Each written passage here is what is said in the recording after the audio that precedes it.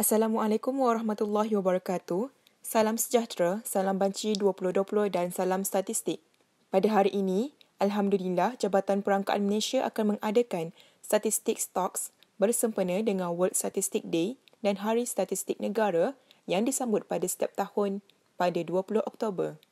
Statistik stocks ini diadakan bagi bertujuan meningkatkan literasi statistik di kalangan pengguna dan masyarakat dan sebagai medium komunikasi virtual bagi mendekatkan statistik di hati rakyat.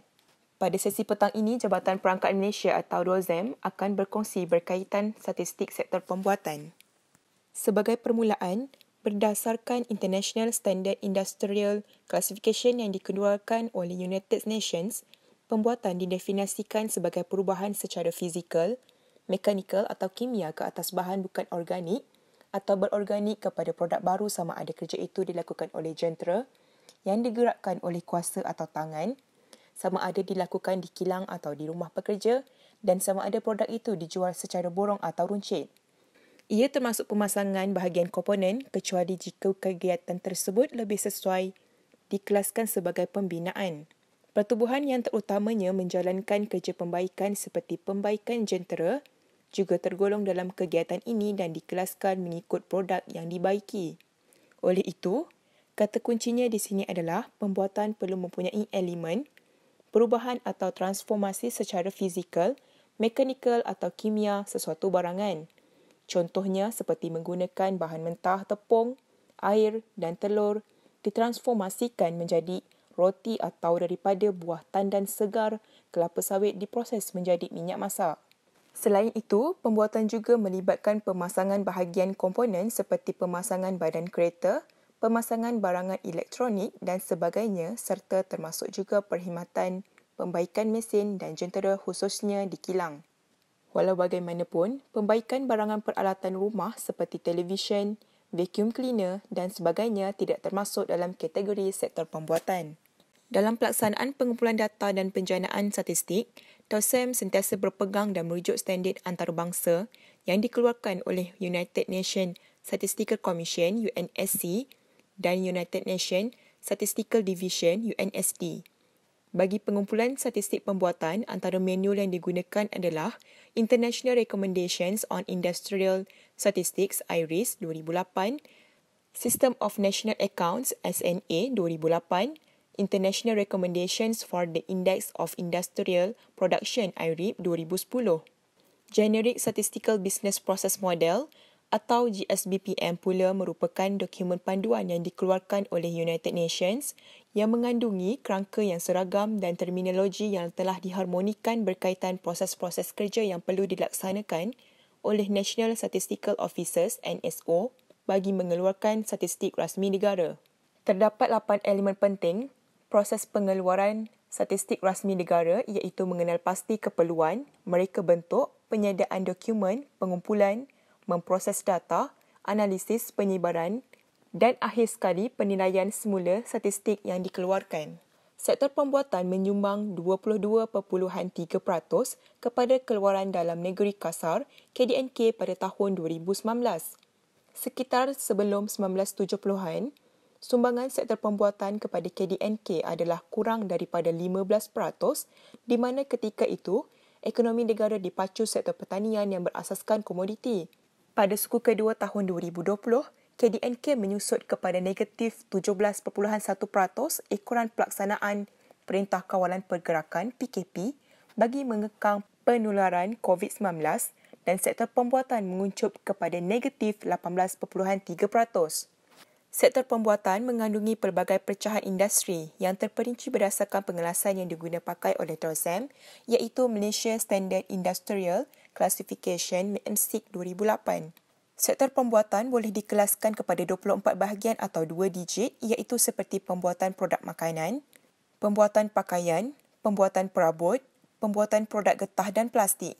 Daripada 24 bahagian tersebut, terdapat pecahan peringkat kumpulan atau 3 digit dan peringkat terendah adalah industri atau 5 digit iaitu sebanyak 259 industri. TOSEM mengeluarkan pelbagai statistik berkaitan sektor pembuatan sama ada ianya dikeluarkan di peringkat sektoran ataupun sebagai komponen dalam subjek penerbitan. Antara statistik peringkat sektoral adalah indeks pengeluaran perindustrian yang dikeluarkan secara bulanan, perangkaan pembuatan bulanan yang dikeluarkan secara bulanan, banci ekonomi sektor pembuatan yang dikeluarkan 5 tahun sekali dan statistik ekonomi tahunan yang dikeluarkan 2 tahun sekali. TOSEM juga mengeluarkan pelbagai penerbitan lain atau parameter yang juga mengandungi statistik berkaitan sektor pembuatan seperti indeks harga pengeluar tempatan, keluaran dalam negeri kasar KDNK suku tahunan, produktiviti buruh suku tahunan, statistik guna tenaga suku tahunan, statistik kecenderungan perniagaan suku tahunan, laporan survey gaji dan upah tahunan. Pada petang ini, TOSEM akan menyentuh secara lebih terperinci berkaitan statistik sektoral sektor pembuatan yang dikeluarkan secara bulanan dan berfrekuensi tahunan. Pertamanya, berkaitan statistik yang dikeluarkan secara bulanan iaitu Indeks Pengeluaran Perindustrian dan Perangkaan Pembuatan Bulanan. Indeks Pengeluaran Perindustrian (IPP) adalah indeks yang mengukur kadar perubahan dalam pengeluaran komoditi perindustrian untuk suatu tempoh masa. Indeks ini menggunakan tahun 2015 sebagai tahun asas. IPP merupakan indeks komposit yang merangkumi sektor pembuatan, pelombongan dan elektrik. IPP juga merupakan indeks volume dan tidak dipengaruhi oleh sebarang perubahan harga barangan. Sementara itu, Perangkaan Pembuatan Bulanan pula menyediakan penunjuk ekonomi jangka pendek yang memaparkan statistik bulanan berkaitan nilai jualan, bilangan pekerja bergaji dan gaji dan upah serta pengeluaran beberapa produk utama terpilih. Statistik berkaitan IPP dan PPB telah dikeluarkan oleh TOSEM semenjak tahun 1970-an. Bagi IPP, sebanyak 245 industri 5 digit berdasarkan pengelasan MSIC 2008 sektor pembuatan telah diliputi dan 2 industri sektor pelombongan serta 1 industri bagi sektor elektrik. Penyusunan IPP ini menggunakan sumber primer iaitu daripada survey dan sumber sekunder iaitu daripada Malaysian Palm Oil Board MPOB iaitu berkaitan pengeluaran komoditi kelapa sawit, Petronas iaitu berkaitan minyak mentah dan kondensat serta gas asli bagi mewakili sektor pelombongan dan Tenaga Nasional Berhad TNB, Sabah Electricity Sendian Berhad SESB dan Sarawak Energy Berhad SEB yang merekodkan data penjanaan tenaga elektrik. Sektor pembuatan mewakili 68% wajaran daripada keseluruhan IPP ini. Penyusunan IPP adalah berpandukan International Recommendations for the Index of Industrial Production (IRIP) 2010 yang dikeluarkan oleh United Nations Statistics Division UNSD. Sementara itu, Perangkaan Pembuatan Bulanan yang menerbitkan statistik berkaitan nilai jualan, bilangan pekerja bergaji dan gaji dan upah sektor pembuatan meliputi sebanyak 251 industri.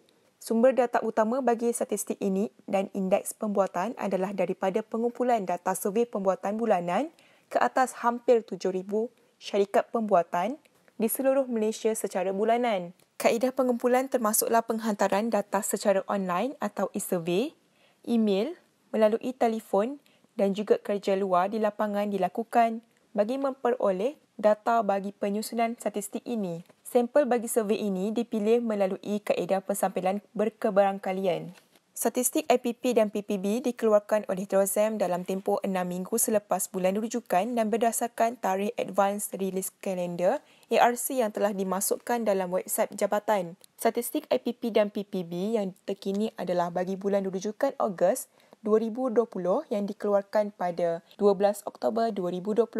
Secara ringkas, prestasi sektor ini, pada bulan Ogos 2020, Indeks Pengeluaran Perindustrian atau IPP meningkat 0.3% berbanding bulan yang sama tahun sebelumnya. Peningkatan IPP pada bulan Ogos 2020 dipacu oleh pertumbuhan positif indeks pembuatan iaitu 2.4%, manakala indeks pelombongan dan indeks elektrik masing-masing mencatatkan penurunan negatif 6.7% dan negatif 1.2%. Output sektor pembuatan meningkat 2.4% pada bulan Ogos 2020 selepas mencatatkan peningkatan 2.9% pada bulan Julai 2020. Subsektor utama yang menyumbang kepada kenaikan sektor pembuatan pada bulan Ogos 2020 adalah produk peralatan elektrik dan elektronik 6.9%, kelengkapan pengangkutan dan pembuatan lain 6.9%, dan makanan, minuman dan tembakau 4.7%. Nilai jualan sektor pembuatan Malaysia pada bulan Ogos 2020 berjumlah 118.5 bilion, tumbuh 1.7% berbanding tahun sebelumnya. Berasaskan bulan ke bulan, nilai jualan menyusut 0.5%.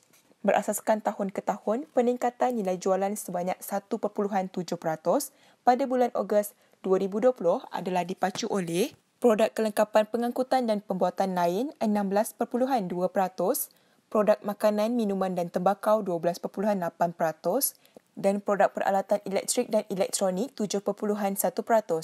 Jumlah pekerja sektor pembuatan pada bulan Ogos 2020 adalah seramai 2.19 juta orang, berkurang negatif 2.5% berbanding 2.25 juta orang pada Ogos 2019. Jumlah gaji dan upah yang dibayar adalah berjumlah 7.1 bilion ringgit merosot negatif 3.2% atau 232.1 juta ringgit pada Ogos 2020 berbanding bulan yang sama tahun sebelumnya. Pada masa yang sama, nilai jualan per pekerja meningkat 4.3% kepada RM54,112 berbanding bulan yang sama tahun 2019.